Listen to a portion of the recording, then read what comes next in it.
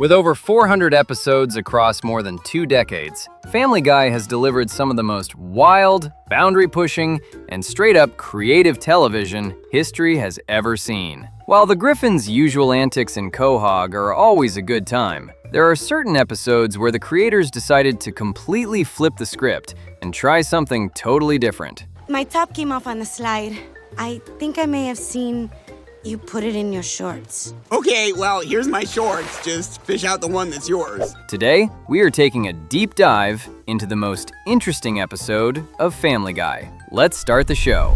We are kicking things off with Season 4, Episode 14, an episode that brilliantly takes on one of the show's biggest real-world enemies. Have you ever wondered what would happen if Peter Griffin was given total control over his very own television network? Well, a massive broadcast mishap pushes him to do exactly that, leading to an absolute war with the federal government and some real-life censorship that you have to see to believe. The story kicks off when Peter misses the live broadcast of the Emmys. Unfortunately for him, he misses a major moment in television history when an actor suffers a highly public trouser malfunction, accidentally exposing his sensitive areas to millions of viewers. Because of this incident, the Federal Communications Commission, better known as the FCC, completely overreacts and begins aggressively censoring all of Peter's favorite television shows to avoid anything even remotely inappropriate. Sir, we're wondering what course of action you recommend regarding the Hyde-Pierce incident. You've got to censor television, you fools! Now follow my orders! Completely fed up with watching heavily edited and ruined television, Peter decides to retaliate by creating his very own TV station right out of the Griffin family garage.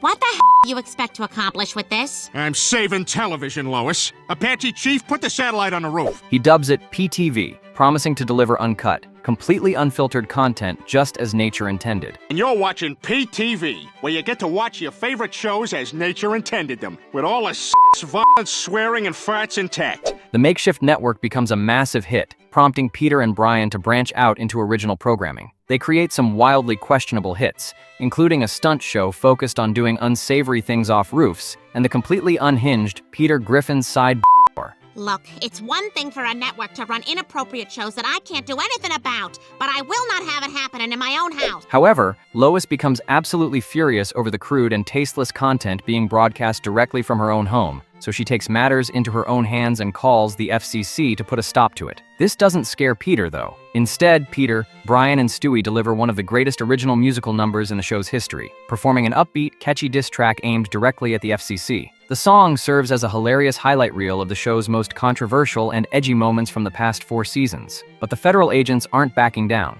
They show up to Quahog and immediately shut PTV down. Shut me down, eh? Well, you'll have to catch me first.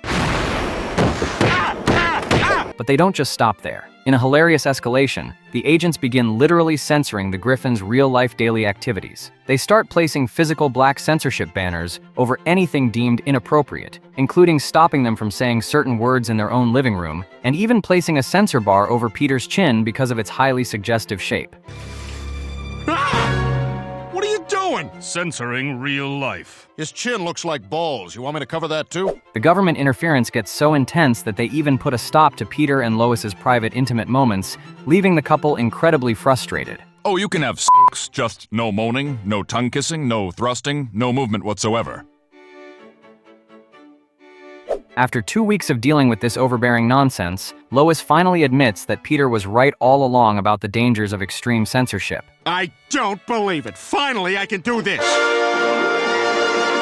I set that thing up 15 years ago. To get their freedom back, the couple travels to Capitol Hill in Washington, D.C., where Peter delivers an impassioned speech to Congress. He points out that the very fabric of the American nation is intertwined with suggestive shapes and slightly crude architecture, hilariously pointing to the Washington Monument and the Pentagon as prime examples. Congress agrees with his logic and lifts the censorship ban on Quahog, securing a rare, massive victory for Peter. It is a brilliant, highly musical pushback against network censorship that perfectly captures the show's rebellious spirit. Moving on to Season 11, Episode 4, we get to see exactly what happens when you mess with the fundamental laws of physics just to impress a date. Have you ever wondered what the world would look like if time flowed completely backward? Well, Brian makes a massive, timeline-shattering mistake that forces him and Stewie into a terrifying race against the clock, fighting to fix reality before Stewie is literally unborn. The story kicks off with Brian abusing Stewie's time machine to pick up girls at the local bar. He uses the ultimate flex, teleporting his dates to historical events like Ford's Theater in 1865 to score some serious romantic points. Where are we? Ford's Theater, April 14th, 1865. Oh, Valentine's Day! However, Brian begins to panic when he realizes the time machine has a built-in tracker logging how many years it has traveled. Taking absolutely terrible advice from a girl who is clearly way too young for him, Brian attempts to roll back the tracker by manually reversing the machine's dial. Brian, what the are you doing in here? What's happening to my time machine? I don't know, man. I saw Meg leaving a minute ago going mwahahaha, but I don't know. This massive error causes the machine to completely melt down and explode, knocking both Brian and Stewie unconscious. When the duo wakes up the next morning, they find the time machine completely destroyed and make a horrifying discovery. Time itself is now moving in reverse. What the hell you did with all your messing around, Brian? But somehow my machine seems to have reversed the direction of time. While this reversed reality offers a few cool visual treats, like seeing Peter's iconic, city-destroying brawl with Ernie the Giant Chicken play out completely backward, it also comes with some incredibly disturbing consequences. For instance, Stewie gets to experience the absolute, chilling horror of having a messy diaper change happen in reverse, which is exactly as deeply unsettling as it sounds. No! Oh God, it's cold! Whoa, smells like somebody needs a diaper change. Damn right I do! As they travel further back, the show even throws in an amazing meta-joke, with Meg's voice briefly reverting back to her original Season 1 voice actress, Lacey Chabert. Stewie, what do I do? Oh, he's gorgeous, isn't he? I want to be the baby! But the situation quickly shifts from weird to terrifying when they realize that time isn't just moving backward, it is actively speeding up. They see Cleveland back in his old house, and Stewie suddenly begins unteething as his baby teeth retreat back into his gums. Brian, if we don't find a way to push time forward again soon, I too shall be unborn. Stewie quickly regresses to his preambulatory stage, losing his ability to walk. With his unbirthday rapidly approaching, Stewie realizes that if time isn't corrected immediately, he is going to be unborn and forced to return to the exact anatomical place he came from. What, Stewie? I don't know how to fix that machine. Trust me, you can do it. You're so talented in so many ways. As the family rushes a rapidly regressing Stewie to the hospital, the fate of reality rests entirely in Brian's paws. Left alone with the busted machine, Think. What do I do? All right, could it be as simple as this? Invert time flow. Brian plays quantum mechanic and resorts to the oldest technical fix in the book. He gives the machine a solid punch and simply turns the dial forward instead of backward. Miraculously, the dumbest possible solution actually works, restoring the proper flow of time. It worked. I don't believe it. It worked. Brian races to the hospital delivery room just in time to watch the timeline correct itself, officially witnessing Lois give birth to Stewie in a wild, full-circle moment. It is a wildly creative deconstruction of the show's formula that easily earns its spot as one of the best time travel episodes they've ever done. What should we name him? I kind of like Brian's name, Stewie. That's a wonderful name, Brian. Stewie. Hi, Stewie. Next up, we are throwing it all the way back to Season 2, Episode 3, where the show tackled one of the biggest real-world panics of the late 90s. Have you ever wondered how the Griffins would handle a completely post-apocalyptic wasteland? Well, Peter's intense paranoia about the Y2K bug turns out to be entirely justified, leading the family on a bizarre, mutant-filled journey to rebuild society around the only thing left standing, a Twinkie factory. The story kicks off on New Year's Eve in 1999. Peter is completely paranoid about the impending Y2K disaster, a fear that is hilariously validated when he is warned about the end of the world by a man in a giant chicken costume. There won't be any other time. The world is gonna end at midnight tonight. Y2K! Which actually marks the very first instance of Peter clashing with Ernie the Giant Chicken in the series. While the rest of his friends laugh off his warnings and head to their New Year's parties, Peter prepares for the worst by donning a hazmat suit and tricking his family into the basement with the promise of Christmas gifts. You want to stay here, that's fine, but we're going to the party. Kids? Honey, are you pregnant? No. As the clock strikes midnight, nothing happens at first, but a few seconds later, Peter's doomsday predictions come true as massive explosions detonate all across the globe, completely destroying civilization as they know it. Stepping out of their basement, the Griffins find that Quahog has been turned into a post-apocalyptic wasteland filled with all sorts of freaks and horrors. Okay, we were wrong about the end of the world and you were right. Let's just be grateful we survived the apocalypse healthy and mutation-free. They encounter Cleveland and Quagmire, who have been horrifyingly fused together into one body, and discover local news anchors Tom and Diane literally snacking on their reporter, Trisha Takanawa. They're eating Asian reporter Trisha Takanawa. That's crazy. You're just gonna be hungry again in an hour. Realizing there is no food left in Quahog, Peter recalls that only two things can survive an event like this: cockroaches and Twinkies. The family packs up their car and heads toward Natik to find the Twinkie factory. Along the way, their car runs out of gas, leaving them stranded near an unknown wasteland farmer. Hey, Dad, look! Well, howdy, strangers. You look plumb tuckered. Who just so happens to be Randy Newman, singing endlessly until they decide to just keep moving on foot to escape his mind-numbing voice. The Griffins miraculously find the Twinkie factory completely intact and fully stocked, prompting Peter to establish a brand new settlement named New Quahog. Peter, we're saved! You were right! We can settle down here and build a house just like we had in Quahog. Yeah! The settlement quickly becomes a bustling town, and Peter is elected as mayor for life. However, Peter immediately lets the power go to his head by forcing people into randomly assigned jobs pulled from a hat, like the village idiot. Things go from bad to worse when Peter decides the town needs to be armed. He completely destroys the town's water supply by ripping out their irrigation pipes just to build a stash of weapons. Where did you get the metal for all those guns? Recycling.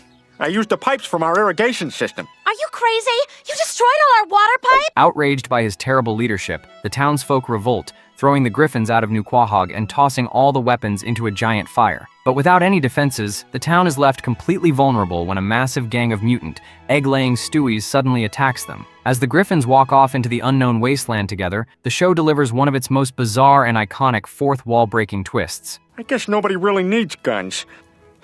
I'm not always right after all. Oh, Peter. The entire apocalyptic storyline is revealed to have just been a live-action dream had by Victoria Principal, referencing the infamous Dream season of the classic live-action TV show Dallas. As a fun bonus fact, this episode is incredibly historic for the franchise, as it officially marks the very first time Mila Kunis took over the voice acting role for Meg Griffin. For our final spot on the list, we are taking it all the way back to the very beginning with Season 1, Episode 1, Death Has a Shadow. Have you ever wondered how the legacy of the Griffin family officially started? Well, it begins with Peter making a massive mistake at a stag party, losing his job, and accidentally stumbling into a highly lucrative government mix-up. The story kicks off when Peter is invited to a buddy's bachelor party. Despite promising Lois that not a single drop of beverages would touch his lips. Look, at least promise me you won't drink.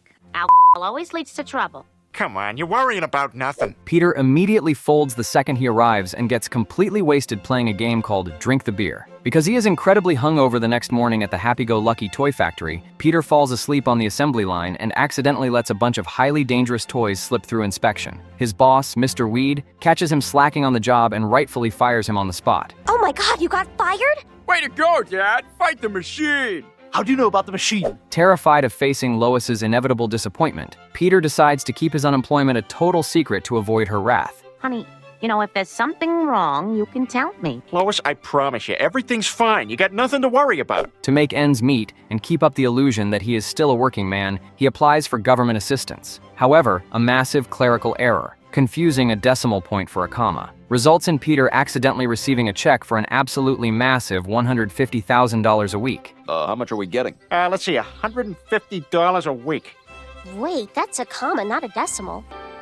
Whoops. Instead of reporting the mistake, Peter goes on a wild, unhinged spending spree, doing ridiculous things like renting a replica of Michelangelo's statue of David just to show off to the family. Peter, how can we afford this? You're not gonna believe it, Mom! Dad's getting A big raise. Peter, that's wonderful. The jig is finally up when Lois checks the mail and discovers a letter congratulating Peter on his massive welfare success. Realizing the tremendous amount of legal trouble he is in, Peter hatches a desperate plan to return the money to the taxpayers. He and Brian hijack a blimp and fly it directly over the Super Bowl, literally dumping the cash out over the stadium crowd. Oh man, I hope this works. Otherwise, I'm gonna have to start dropping these. Unfortunately, making it rain at a major sporting event doesn't exactly clear his name, and Peter and Brian are promptly arrested and thrown into a jail cell. Oh boy, I really let Lois down this time.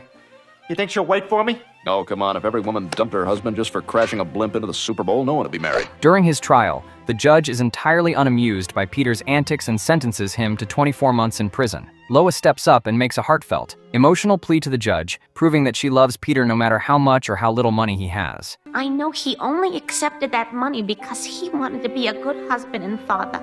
But ultimately, it is actually Stewie who saves the day. Using a makeshift mind control device he built, Stewie secretly forces the judge to completely drop the charges, allowing Peter to go free and keeping the family unit totally intact. All right, you're off the hook. Oh wow, can you give me my job back? No. Yes. Correct! It's a fantastic look back at the show's humble beginnings and rougher animation style, perfectly laying the groundwork for the exact formula that would make the series a massive hit for decades to come.